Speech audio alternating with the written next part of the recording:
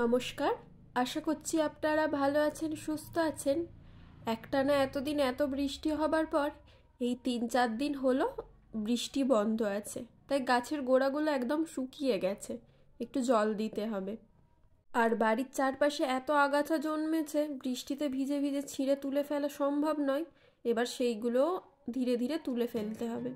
তাহলে গাছগুলিতে জল দিতে দিতে আপনাদেরকে বলি, কেরালার পানীয় জলের ও দৈনন্দিন কাজে ব্যবহারের জলের উৎস কি।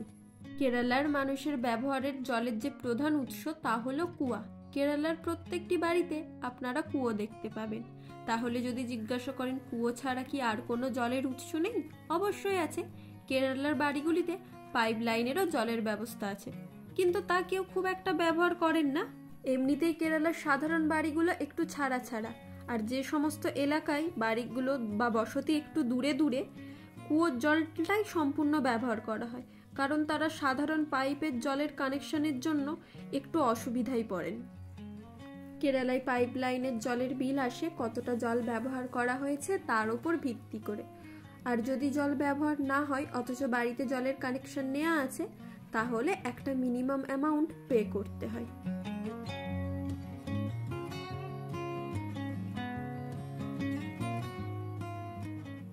দৈনন্দিন ব্যবহারের বাসন মাজা, কাপড় কাচা, স্নানের, বাথরুমের সমস্ত জলটাই মোটর চালিয়ে কুয়ো থেকে তুলে নেওয়া হয়। আগেকার দিনে অবশ্য কপি কলেতে দড়ি দিয়ে বালতি দিয়ে জল তুলে নেওয়া হতো, এখনও হয়, তবে ওই যে সব কিছু উন্নত হয়েছে, সময় বাঁচাতে, কষ্ট কম করতে মোটর পাম্পই এখন সব। স্নান করা, বাসন মাজা, কাপড় কাচা ঠিক আছে, কিন্তু খাওয়া? কেরালার লোক কি তবে এই কুয়োর জল খায়? কুয়ো তো সবসময় খোলা থাকে, তাহলে এই জলটা কি পানের জন্য উপযোগী? এটাই ভাবছেন তো? চলুন বলছি। আজ আপনাদের সাথে শেয়ার করব বলে নিজের পাড়া, পাশের পাড়ার বেশ কিছু নতুন পুরানো বাড়ির কুয়োর ভিডিও করে নিয়ে এসেছি। আগেকার দিনের বাড়িগুলিতে যে কুয়ো থাকতো তা থাকতো বাড়ির সাথে রান্নাঘরের একদম জানালা লাগোয়া, যাতে রান্নাঘর থেকে দাঁড়িয়ে দাঁড়িয়েই কুয়ো থেকে জল তুলে নেওয়া যেত। তবে সব বাড়িতে তেমনটা ছিল না। দেখুন, যেমন এটি একটি পুরানো বাড়ি, তবে এদের কুয়োটা বাড়ি থেকে বেশ কিছু দূরে। আর সবাই দেখুন, বেশিরভাগ বাড়িতেই কুয়োটা কিন্তু একটা পাতলা জাল দিয়ে ঘেরা আছে। অনেকের বাড়িতেই অ্যাকোয়াগার্ড লাগানো আছে বা কেনা জল খাই বলতেই পারেন, কিন্তু সেটা যে সবাইয়ের বাড়িতে সম্ভব নয় তাও জানেন। কেরালার মানুষ গরম জল বা জল ফুটিয়ে খায়।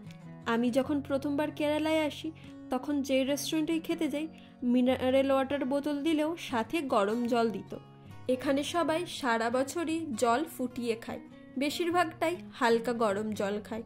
জল ফোটানোর সময় জলের মধ্যে এক ধরনের গাছের ছাল দেয়, যার কারণে জলের রঙটা হালকা গোলাপি হয়ে যায়। ওই গাছের ছালটিকে দাহাসামানি বলে। এছাড়াও অন্যান্য আয়ুর্বেদিক গাছেরও পাতা বা শিকড় মিশিয়ে জল ফোটায়।